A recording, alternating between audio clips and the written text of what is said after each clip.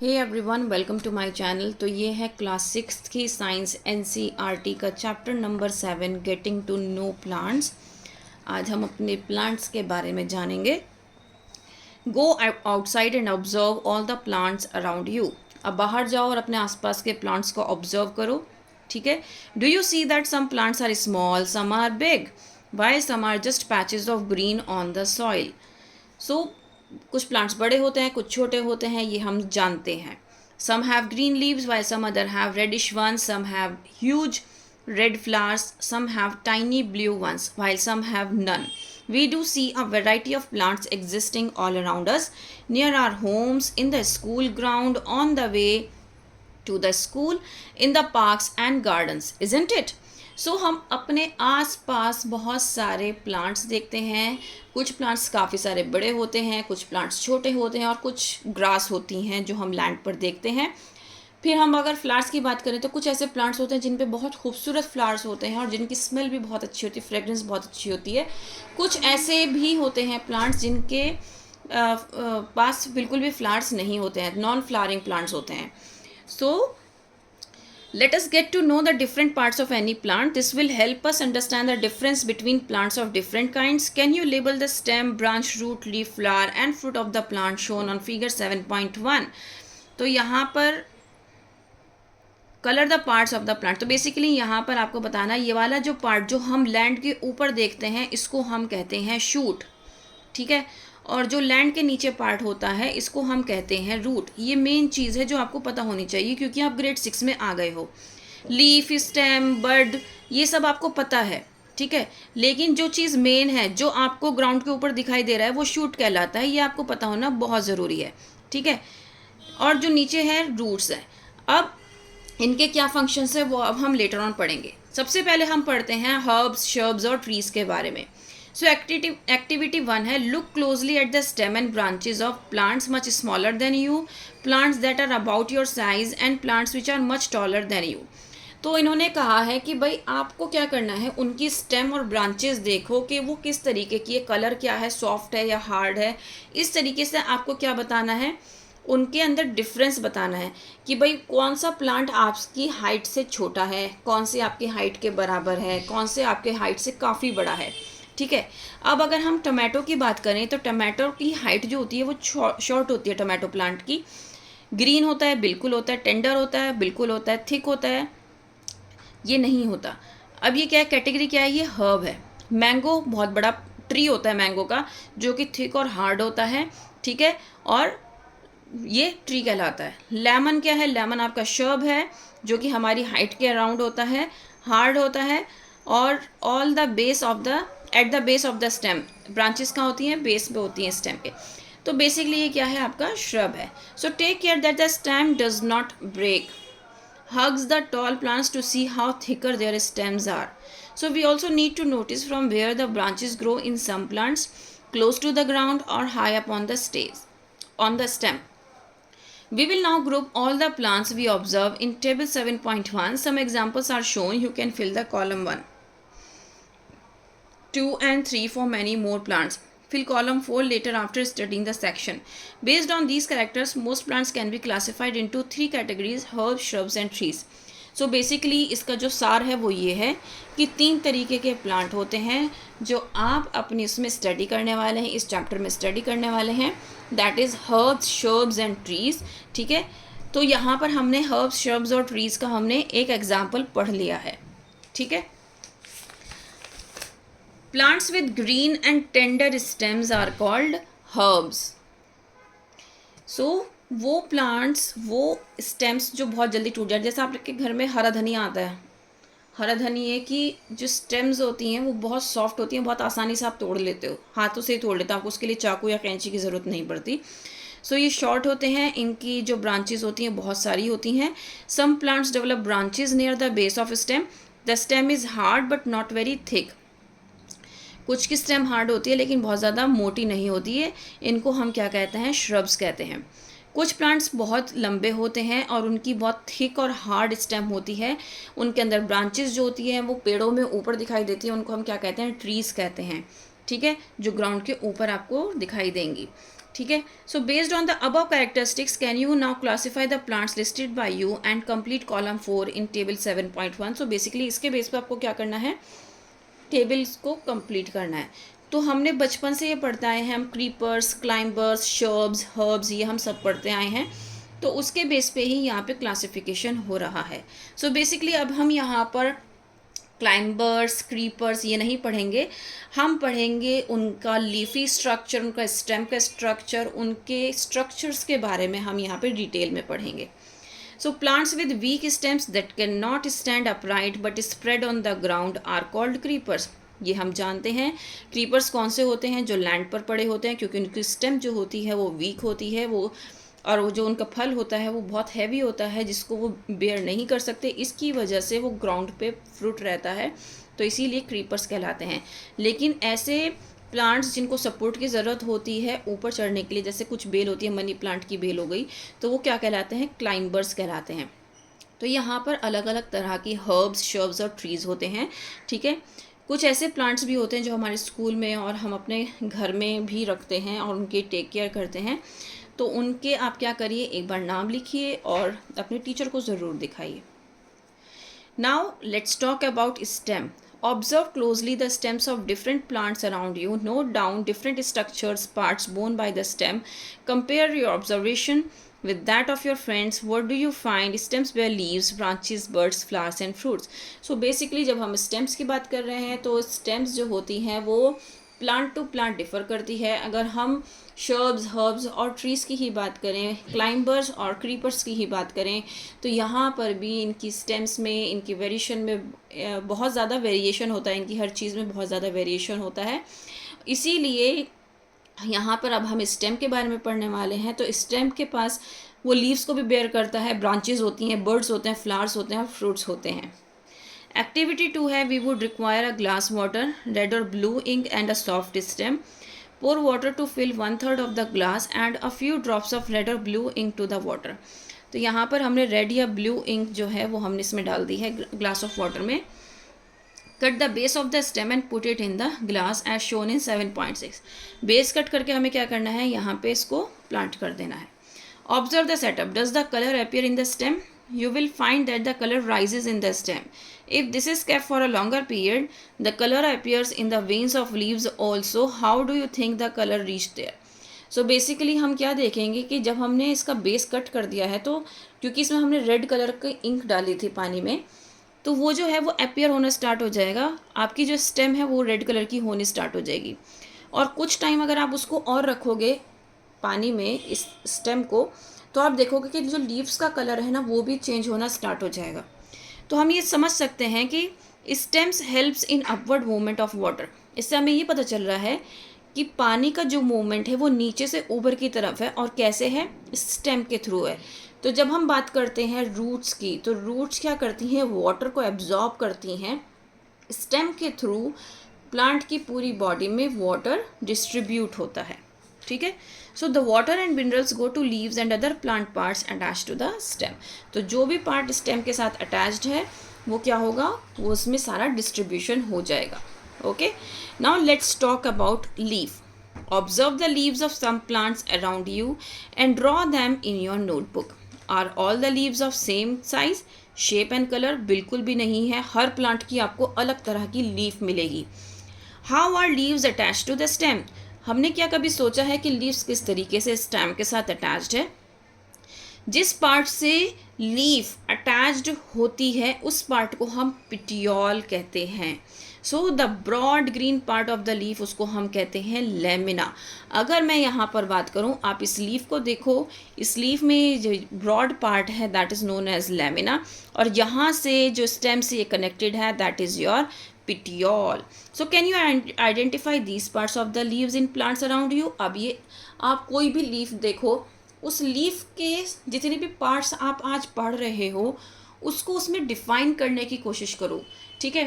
फिर उसके बाद आके चेक करो घर पे कि क्या आप जो डिफाइन कर रहे हो आपने सही डिफाइन किया है। अगर आपने कुछ गलत किया है उनको पढ़ो, फिर उसके बाद फिर से जाओ और फिर से लीफ को देखकर क्या करो, आप खुद से डिफाइन करो, ये मिड रिब है, ये वेन्स है, ये लैमिना है, ये पेट्योल है, ये स्टेम है। तो इस तरीके से क्या होगा, आपकी बहुत अच्छी एक्सरसाइज हो जाएगी। दैट मीन्स आप बहुत अच्छे से इसको समझ पाओगे और इसको ग्रैस्प कर पाओगे। रटने की भी ज़रूरत नहीं है और कॉन्सेप्ट भी समझ में आ गया है ना। अच्छी बात। वैसे तो हर एक इंसान के घर में प्लांट्स होते हैं, लेकिन अगर किसी के घर में नहीं है तो वो आसपास अगर जा रहा है तो वहाँ से वो लीफ तोड़े बिना वहाँ पर उसको अपने पेरेंट्स को बता सकता है, ठीक है। नहीं तो खुद भी रिवाइज कर ले। Let us get to know the leaf better by taking its impression. If you thought that leaves can not sign, here is an activity which will make you think again. Now put a leaf under a white sheet of paper. आपको क्या करना है, leaf को white sheet of paper के नीचे रखना है, ठीक है। फिर उसके बाद hold your pencil up sideways and rub it. उसके ऊपर क्या करना है, रब करना है। तो जितना भी आपका लीफ का स्ट्रक्चर है वो पूरा पेपर पे उतर के आ जाएगा। ये एक्टिविटी आप एक कॉइन के साथ भी कर सकते हो। 5 रुपये की कॉइन का, 5 का कॉइन का सिक्का लेना, ठीक है। मैं आपको अभी करके दिखाती हूँ। तो ये एक्टिविटी मैं आपको कॉइन के साथ करा के दिखाती हूँ। ये मेरे पास 2 रुपये का सिक्का है, मैं यहाँ पे रखती हूँ। ऐसे रखना है आपको, ठीक है। फिर उसके बाद आपको ऐसे करके पेंसिल से ऐसे करना है, और ये आपको ना थोड़ा सा स्लैंट करके रखना, ठीक है। जब आप स्लैंट करके रखोगे ना तो आप देखना कि एक एक चीज़ जो इस कॉइन के ऊपर है ना वो आ जाएगी। अगर आप इसको ध्यान से देख रहे हो, मैंने कुछ नहीं किया है, बस मैंने स्लैंट लाइन बनाना स्टार्ट किया है। और आप देखो ये पूरा एक एक चीज़ जो इस पर छपी हुई है वो पूरी इस पर आ गई है।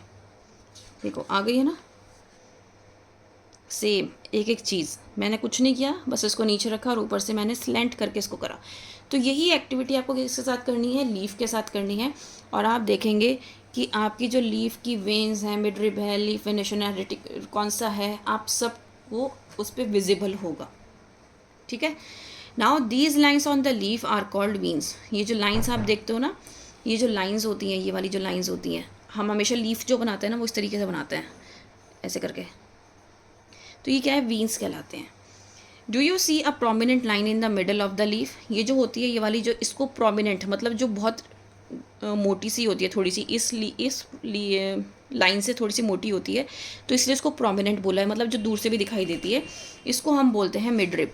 सो design made by veins in a leaf is called the leaf venation. अब ये जो डिज़ाइन कोई भी लीफ बना रही है, इसको हम कहते हैं लीफ वेनेशन। मतलब हर एक लीफ का अलग तरीका होता है। कुछ आपकी डिज़ाइंस ऐसे भी होते हैं कि जैसे आपकी ये मिड रिब है, तो एक यहाँ पे आई वीन और एक यहाँ पे है, फिर एक यहाँ पे। एक तो होती है कि ऐसे करके बनता है और एक होती है ऐसे करके बन रहा है। तो मतलब हर एक लीफ का जो डिज़ाइन है वो डिफरेंट होता है, तो उसको हम कहते हैं leaf venation. If the design it net like on both sides of mid rib, the venation is reticulate. अगर वो नेट लाइक स्ट्रक्चर है, मतलब ऐसे करके जो स्ट्रक्चर बन रहा है जिसमें नेट बन रहा है, तो वो रेटिकुलेट वेनेशन कहलाता है। In the leaves of grass you might have seen that the veins are parallel to one another.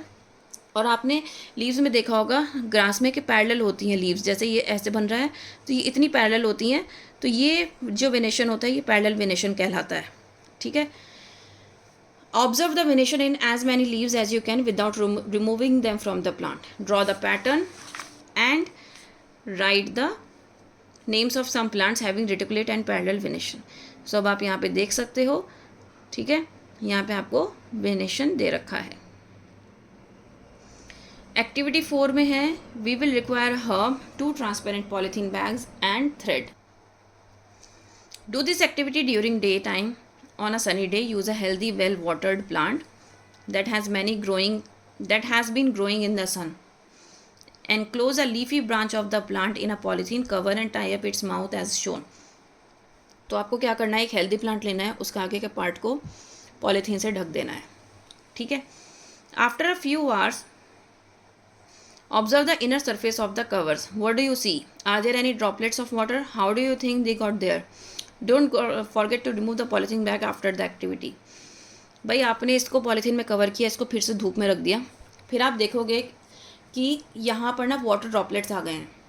तो हमने तो पानी डाला नहीं है, ना ही पॉलीथीन में कोई पानी था, हमने सिर्फ उस पार्ट को कवर किया था पॉलीथीन से, तो ये पानी आया कहाँ से? तो वाटर जो आया है वाटर वेपर की फॉर्म में है, जिसको हम कहते हैं transpiration. So plants release a lot of water into the air through this process. We will learn more about in this chapter. This in chapter 14. So chapter 14 में हम इसके बारे में और ज़्यादा पढ़ेंगे. Why do we tie a cover around the leaves? Would we have seen the water evaporate if we had not tied a polythene cover? What makes the water appear on the polythene bag? In chapter 5 we notice what changing into different forms in some our activities. Can you think of these and name the process that makes water drops appear on the polythene cover? So basically जो transpiration हमें पता है कि water vapour का use होता है. जो transpiration का प्रोसेस है उसमें क्या होता है, प्लांट जो है वो वाटर रिलीज करता है in the form of vapour. क्योंकि हमने उसके आगे के पार्ट पे प्लांट पे हमने पॉलीथीन लगा दी थी. जो वाटर है वो एयर में ना रिलीज़ होकर, वाटर वेपर्स एयर में ना रिलीज़ होकर वो पॉलीथीन पे शो होने लगे. So that's the process of transpiration. ये हमने इस एक्टिविटी में पढ़ा.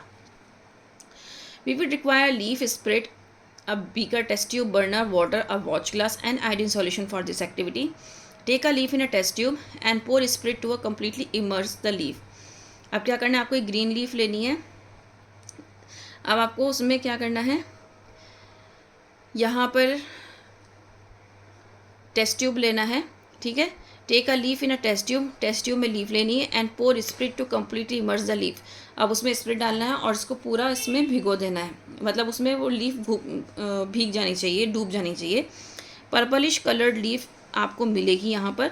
Now place the test tube in a beaker half filled with water. Heat the beaker till the green color from the leaf comes out into the spirit in the test tube. So basically हमने beaker में तो पानी लिया है जो हमने heat करने के लिए रख दिया है. हमारे टेस्ट ट्यूब में क्या है, हमारे टेस्ट ट्यूब में स्पिरिट है और लीफ है.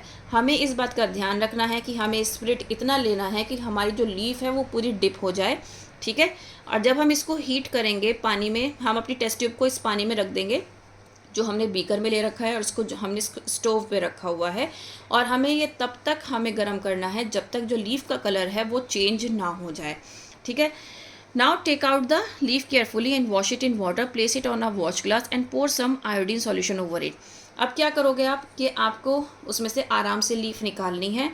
ठीक है. और इसको एक वॉच ग्लास में रखनी है. वॉच ग्लास इसको कहते हैं, इस तरह की पेट्री डिश होती है, इसको वॉच ग्लास कहते हैं. उसके ऊपर हमें क्या करना है, आयोडीन सॉल्यूशन डालना है. What do you observe? Compare your observation with those done in chapter 2. When you tested food for presence of different nutrients, does this mean that the leaf has starch in it? तो जब हमने chapter 2 में हमने food का chapter पढ़ा था और हमने उसमें स्टार्च का पढ़ा था कि क्या फूड में स्टार्च प्रेजेंट है या नहीं, तो यहाँ पे भी हमें क्या करना है, ये टेस्ट चेक करना है. So in chapter 2 we saw that a slice of raw potato also shows the presence of starch. Potatoes get this starch from their leaves and store it. So हमने देखा था कि पोटैटो में भी starch present होता है. और potato के पास स्टार्च कहाँ से आता है, वो अपनी लीव से इसको लेते हैं और उसको स्टोर करते हैं. So leaves prepare their food in the presence of sunlight and a green coloured substance present in them.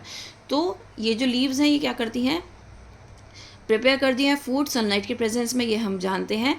और जो ग्रीन सब्सटेंस होता है वो ऑलरेडी प्रेजेंट होता है उनके अंदर, जिसको हम कहते हैं क्लोरोफिल, जिसकी वजह से ये जो फूड का प्रोसेस है ये चलता है, फोटोसिंथेसिस का प्रोसेस चलता है. Oxygen is giving out in this process. The food prepared by leaves ultimately gets stored in the different parts of plant. और इस प्रोसेस में ऑक्सीजन निकलती है जो फोटोसिंथेसिस का प्रोसेस होता है, क्योंकि वो ऑक्सीजन हम यूज़ करते हैं, इनहेल करते हैं. और जो हम कार्बन डाइऑक्साइड हम निकालते हैं वो कार्बन डाइऑक्साइड प्लांट्स यूज़ करते हैं फोटोसिंथेसिस के प्रोसेस में. और जो फूड प्लांट्स प्रिपेयर करते हैं वो प्लांट की बॉडी में स्टोर होता है, different parts of the plant में स्टोर होता है. We have seen that the stem supplies leaves with water. The leaf uses the water to make food. The leaves also lose water through transpiration. तो हमने इन activities में ये पढ़ा कि leaves water जो है वो सॉइल से लेती है, रूट्स के थ्रू लेती है, और स्टेम के थ्रू पूरी बॉडी प्लांट में वाटर सर्कुलेट होता है, डिस्ट्रीब्यूट होता है. फिर हमने ये भी पढ़ा था कि एक ट्रांसपिरेशन का प्रोसेस होता है जिसमें लीव्स जो हैं वाटर वेपर्स की फॉर्म में पानी निकालती हैं. How do the stem and leaves get water, that is where the roots come in. अब कहाँ से स्टेम के पास पानी आया, हमने अभी पढ़ा था कि रूट्स से आया, तो हम अब रूट्स के बारे में पढ़ेंगे. Look at figure 7.13. What do you think is watering there plant correctly? पहेली और बूझो वाई. तो पहेली और बूझो क्या कर रहे हैं, अपने प्लांट को पानी दे रहे हैं. तो वो किस तरीके से पानी दे रहे हैं, क्या वो तरीका सही है। Which part of the plant is in the soil, जो प्लांट सॉइल में है उसको हमें पानी देना है। तो ये लड़की जो है ये सही कर रही है, ये गलत कर रहा है, क्योंकि ये बाहर पानी दे रहा है, सॉइल को पानी नहीं दे रहा है। क्योंकि हमें रूट से ही क्या मिलता है, रूट से ही सारे बॉडी प्लांट्स को पानी जाता है। You would require 2 pots, some soil, खुरपी, खुरपा उससे कहते हैं जिससे हम सॉइल को अलट पलट करते हैं, डिग करते हैं, ब्लेड और a pair of scissors and water. This activity to be done in groups of 4 और 5 स्टूडेंट। तो ये एक्टिविटी आप कर सकते हो इफ़ यू वांट।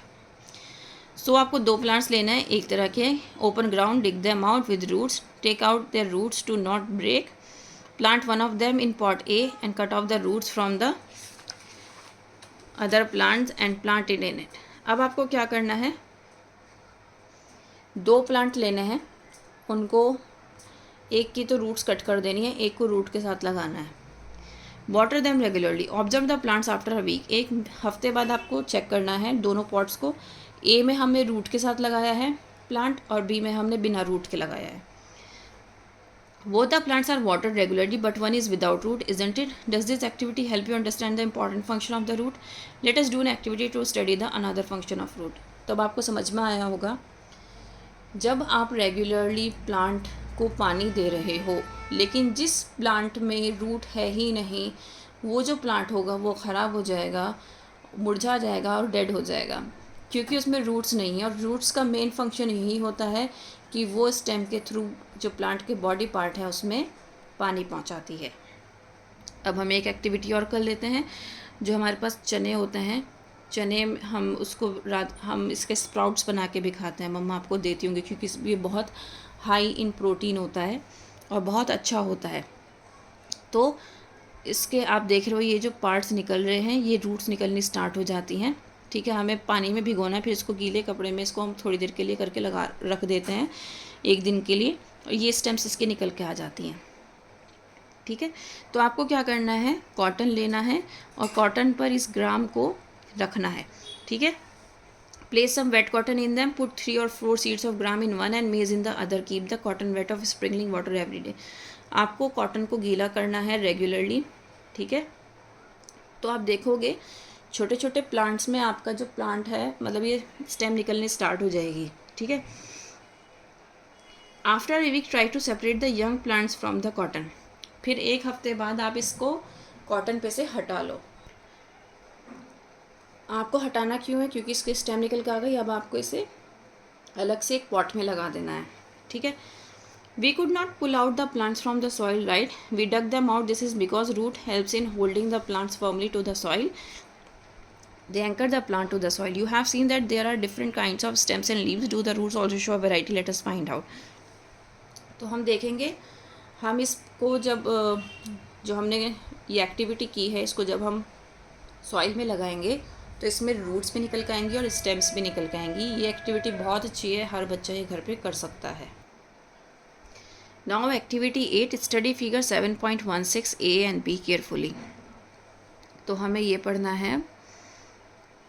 तो ये ग्राम प्लांट है जो हमने यहाँ पर किया था, वही हमने इसको अब हम आगे स्टडी कर रहे हैं। ठीक है, अब हम इसमें क्या कर रहे हैं, शूट और रूट दोनों देख रहे हैं।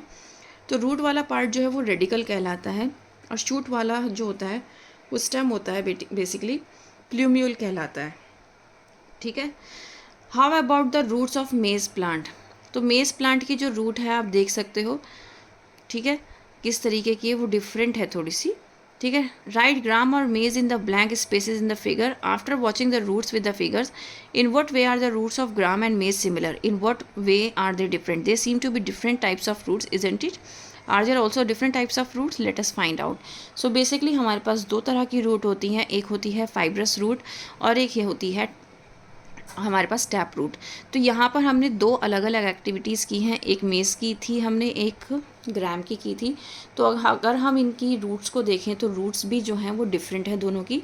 To an open ground where many wild plants are growing, dig out a few, wash the soil off the roots and observe them, do you find that all of them have either the kind of root shown in figure.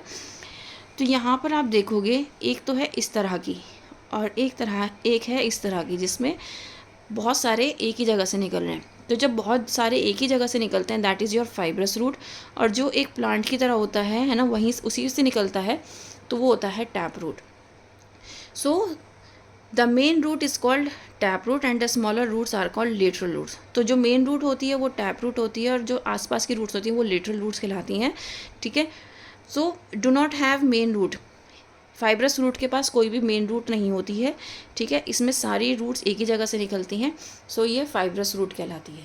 तो tap root में क्या difference होता है, इसके पास एक main root होती है और मेन रूट से लेटरल रूट्स निकल के आती हैं.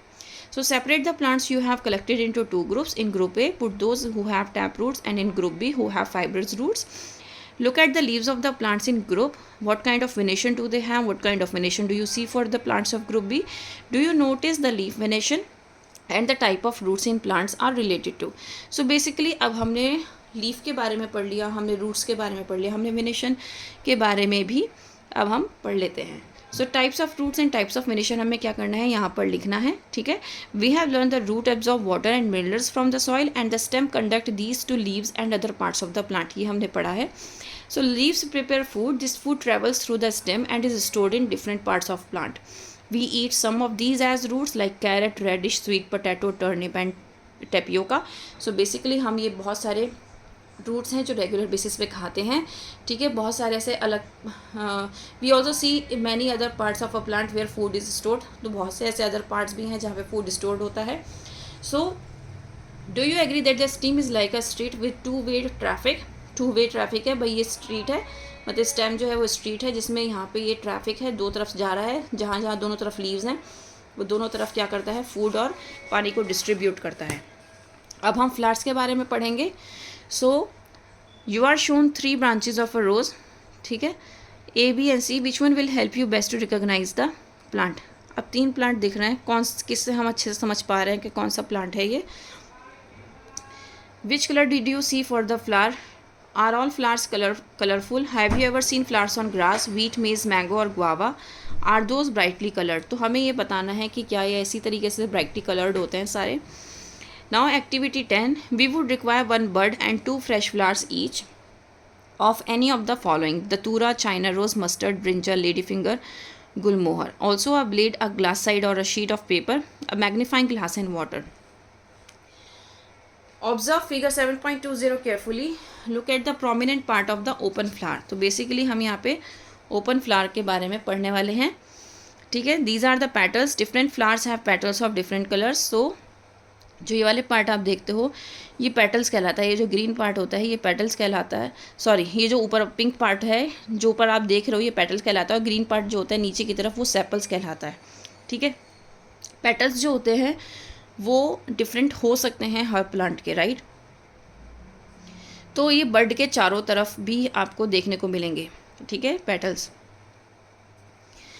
सो take a flower and observe its petals and sepals. Now answer the following questions. How many sepals does it have? Are they joined together? What are the color of the petals and the sepals? How many petals does the flower have? Are they joined to one another or are they separate? Do the flowers with joint sepals have petals that are separate or are they also joined together? So basically यहाँ पे हमें क्या करना है, पूरी इसकी history बतानी है कि किस तरीके से ये अरेंज्ड है. सो नाउ हमें क्या करना है, ये ऑब्जर्व करना है अकॉर्डिंग टू प्लांट. तो from a field trip to a locally where there are plants and flowers, fill the last 2 columns later. देखो अब हमें ये क्या करना है, हमें बच्चे को फील्ड ट्रिप पे लेके जाना है और ये जो एक्टिविटी है ये हमें करानी है. तो इन्होंने रोज़ की दे रखी है. Number and colour of sepals many होते हैं.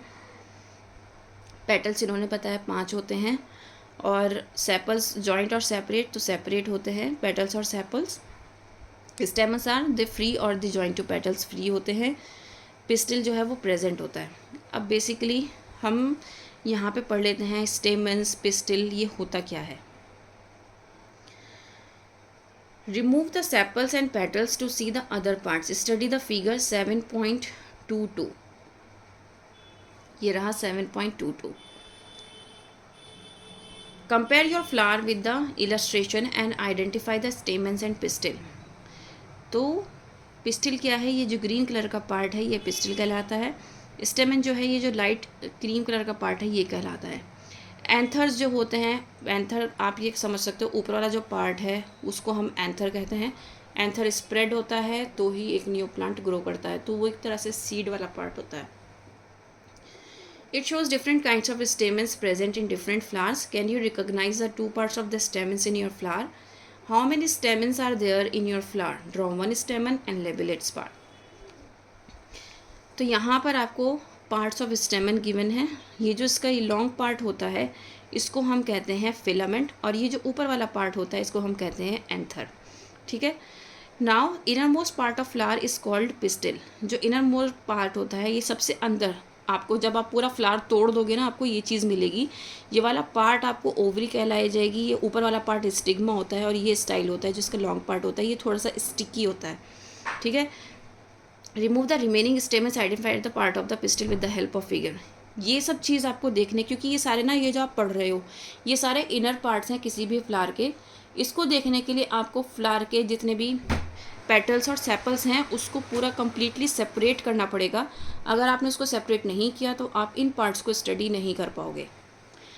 Now activity 11, let us now study the structure of ovary. It is the lower most and swollen part of the pistil. ये जो हमारी ओवरी है ये थोड़ी सी स्वेलन होती है.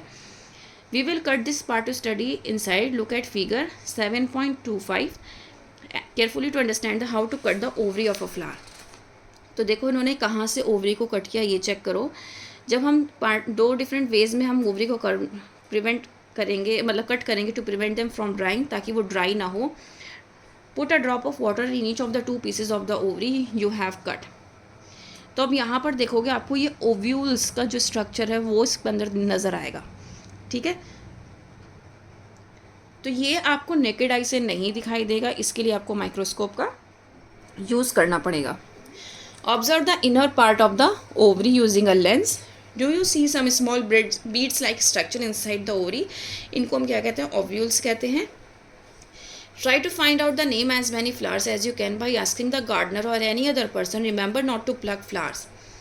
Now do all flowers have sepals, petals, stamens and pistils. Are these flowers do not have more. Did you find any flower which has no difference between. So basically देखो हर एक plant में sepals petals आपको मिलते हैं, ये सारे parts आपको मिलते हैं. ठीक है. अब आपको ये देखना है कि इनका स्ट्रक्चर जो होता है वो किस तरीके का होता है. क्या सेपल्स पेटल्स एक साथ अटैच्ड होते हैं नहीं, क्योंकि इसमें जो है ये डिफरेंस होता है. और ये आपको तभी पता चलेगा जब आप किसी भी फ्लावर की स्टडी करोगे. अब अगर मैं आपको बैठ के बताने लगूँ कि ये इस प्लांट का फ्लावर का ये है, जैसे कि मैं रोज़ प्लांट का लूँ और रोज़ प्लांट के बारे में आपको बताऊँ कि इसमें स्टेमन्स और इसमें जो आपका सेपल्स और पेटल्स हैं ये जुड़े हुए हैं या नहीं जुड़े हुए हैं, तो ये सिर्फ मेरी इन्फॉर्मेशन है जो मैंने देखी है ना. आपको नहीं पता, आप जो मैं बोल रही हूँ वो सुन रहे हो और उसी को सच समझ रहे हो. राइट. तो मेरा कहने का मकसद ये है, जब तक आप किसी भी प्लांट की स्टडी खुद से नहीं करोगे तब तक आपको नहीं पता चलेगा. और इस चैप्टर को समझने के लिए प्लांट की स्टडी करना बहुत ज़रूरी है, बेसिकली फ्लावर की, क्योंकि फ्लावर के जो पार्ट्स हैं वो आपने फर्स्ट टाइम पढ़े हैं, उनका पूरा डिफरेंस आपने फर्स्ट टाइम पढ़ा है. So you should know about the parts of the all the flowers. So वो आप तभी कर सकते हो जब आप खुद से अलग अलग डिफरेंट फ्लावर्स की स्टडी करो और उनकी एक टेबल बनाओ, उनको ऑब्जर्व करो और सारी ऑब्जर्वेशंस आप अपनी उस टेबल में लिखो. ठीक है. तो ये चैप्टर आपका कंप्लीट हो जाता है. उम्मीद करती हूँ कि आपको समझ में आया होगा. Please like, share and subscribe. That's all. Thank you.